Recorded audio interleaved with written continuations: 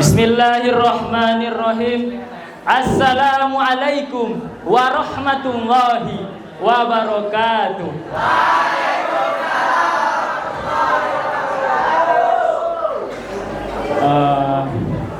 Karena tadi yang jawabnya kurang semangat, saya mau bantu. Boleh?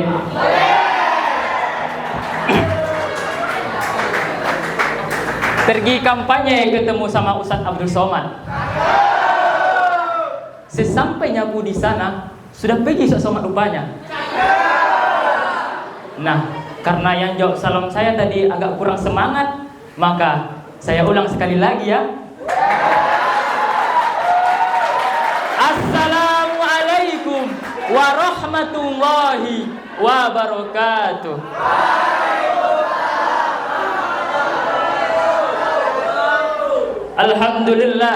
Alhamdulillahi rabbil alamin. Salatu wassalamu ala asrafil anbiya'i wal mursalin wa ala alihi wa sahbihi ajmain. Amma ba'du.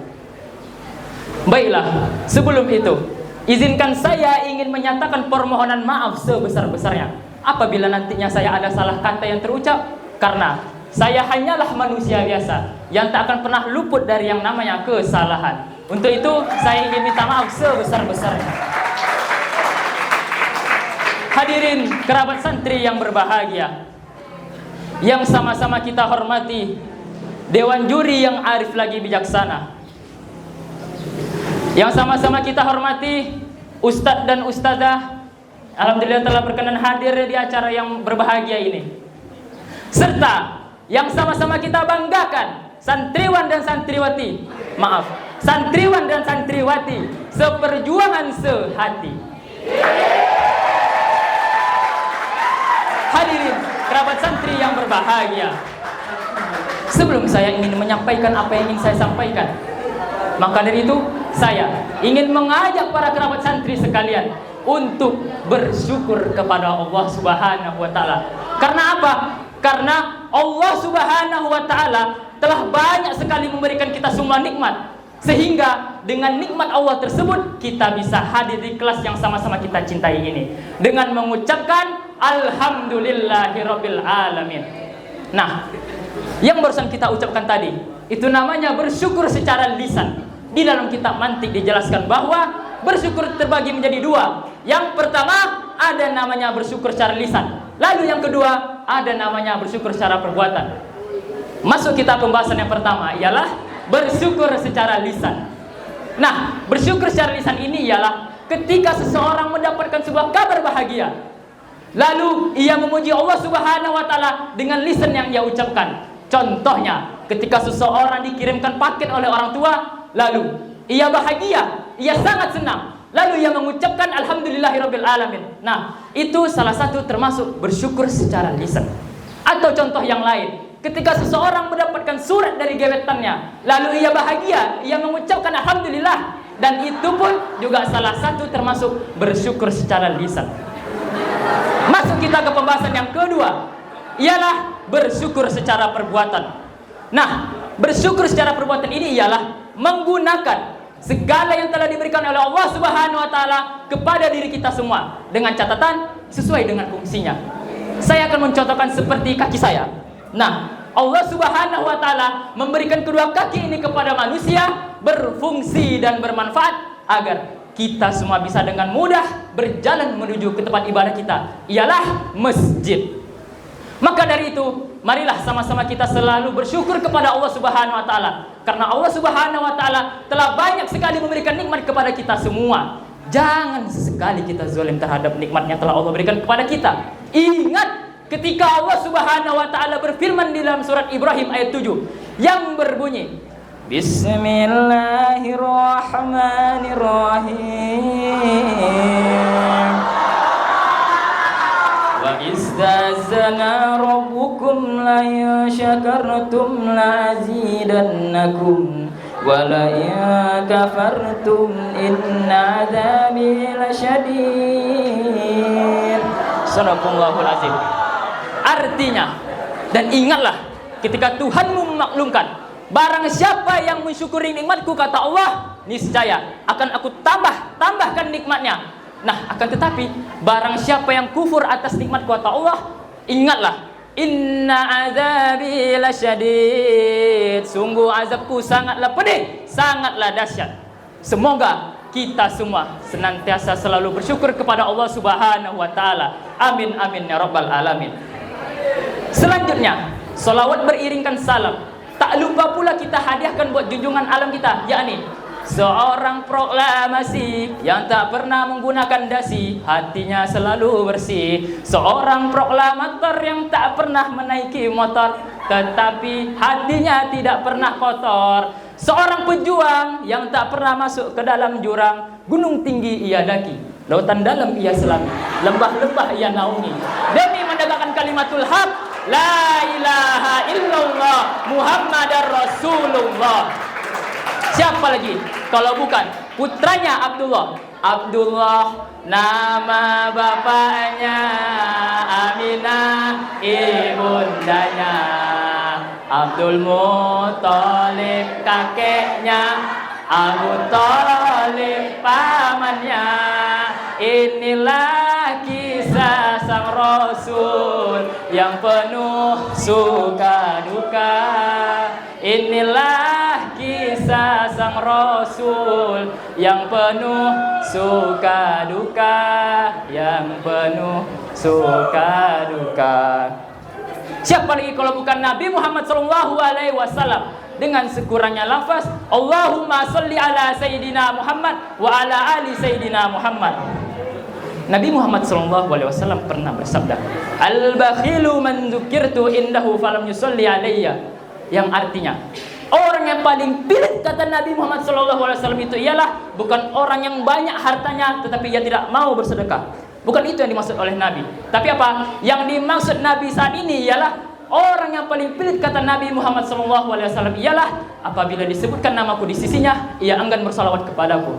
Semoga kita senantiasa selalu bersalawat kepada Nabi, dan semoga kita akan mendapatkan syafaatnya di yaumil mahsyar nanti. Amin amin ya rabbal alamin.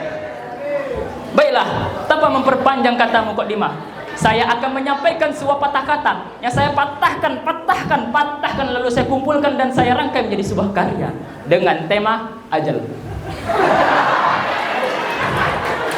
Hadirin kerabat santri yang berbahagia, setiap waktu, setiap saat, hari selalu silih berganti. Nah, mereka orang-orang yang tidak kenal dengan agama, orang-orang yang tidak terlalu dekat dengan agama, atau biasa kita semua menyebutnya dengan orang awam. Nah, orang awam ini, mereka hanya memikirkan isi perut mereka. Mereka hanya memikirkan perhiasan yang banyak. Hanya itu yang ada di dalam pikiran mereka. Sehingga apa? Sehingga mereka tidak menyadari bahwa ada salah satu yang sedang mengincar mereka. Nah, sesuatu ini dia sudah lama sekali mengincar. Hanya tinggal tunggu waktu dan masa yang tepat. Apakah ia? Ialah kematian. Allah Subhanahu wa taala berfirman di dalam surat An-Nisa ayat 78. Aina ma takunu yudrikumul maut walau kuntu fi burujin musayyadah. Yang artinya, dimanapun kalian berada, kematian pasti akan mendatangimu, kendati pun kamu di dalam benteng yang tinggi lagi kokoh. Hadirin kerabat santri yang berbahagia, persoalan kita ingin menjadi presiden, ingin menjadi tentara, atau menjadi polisi. Nah, hal yang seperti ini belum tentu bisa kita dapatkan dengan mudah. Akan tetapi kalau soal mati itu sudah pasti. Karena apa? Karena manusia memiliki jangka waktu hidup yang terbatas. Tidak ada manusia yang abadi di dunia ini.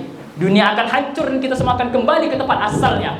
Sebagaimana seorang penyanyi pernah berkata, dunia sementara, akhirat selama-lamanya. Orang kaya mati, orang miskin mati, raja-raja mati, rakyat biasa mati. Semua pergi menghadap ilahi. Dunia yang dicari tak akan ada arti. Nah, dari sini bisa kita simpulkan bahwa jikalau kita mencari dunia, dunia tidak akan ada apa-apanya. Kita semua akan kembali ke tempat asalnya. Nah, apalagi umat zaman sekarang ini memiliki jangka waktu hidup yang pendek.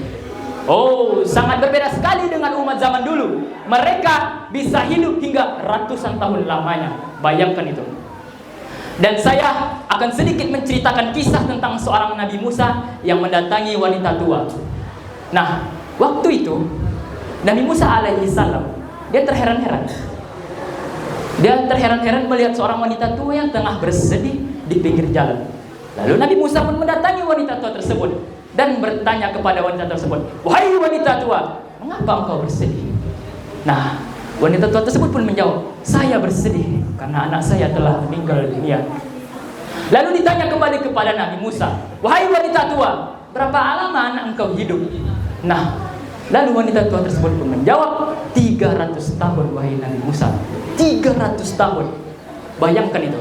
Lalu apa selanjutnya? Nabi Musa pun menasihati wanita tersebut seraya berkata, "Wahai wanita tua, bersyukurlah engkau karena engkau telah dikaruniai seorang anak yang memiliki jangka waktu hidup yang panjang. Ketahuilah wahai wanita tua, sesungguhnya umat akhir zaman kelak mereka sebagian besar tidak akan bisa merasakan umur yang begitu panjang seperti anak engkau rasakan."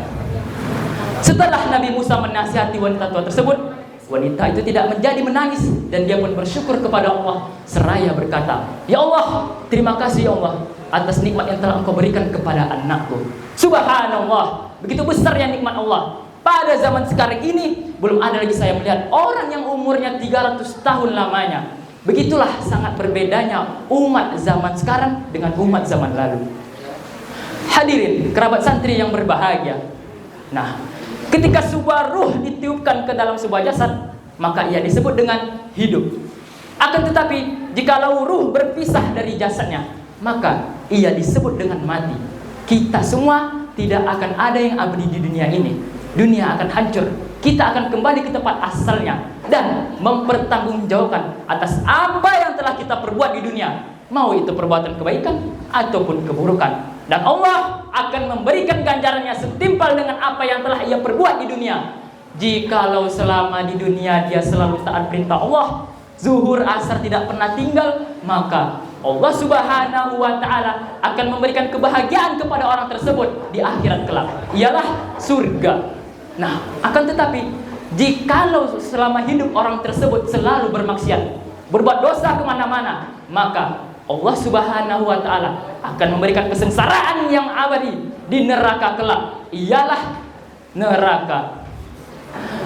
Hadirin kerabat santri yang berbahagia, perbanyaklah berbuat amal kebaikan agar kebahagiaan di akhirat kelak dapat kita rasakan. Kita semua tidak akan tahu kapan hidup dan mati kita. Bisa saja ajal kita dijemput saat kita beribadah kepada Allah, atau sebaliknya, kita tidak tahu. Kita tidak dapat menentukan hidup dan mati kita. Karena itu semua hanyalah rahasia Allah Subhanahu wa ta'ala, dan kepada Allah lah tempat kita kembali. Mungkin hanya ini saja yang dapat saya sampaikan. Apabila saya ada salah kata, mohon dimaafkan, karena saya hanyalah seorang pemula. Menang kalah itu adalah hal biasa, yang diharapkan hanyalah dari ridha Allah Ta'ala. Cukup sekian. Wassalamualaikum warahmatullahi wabarakatuh.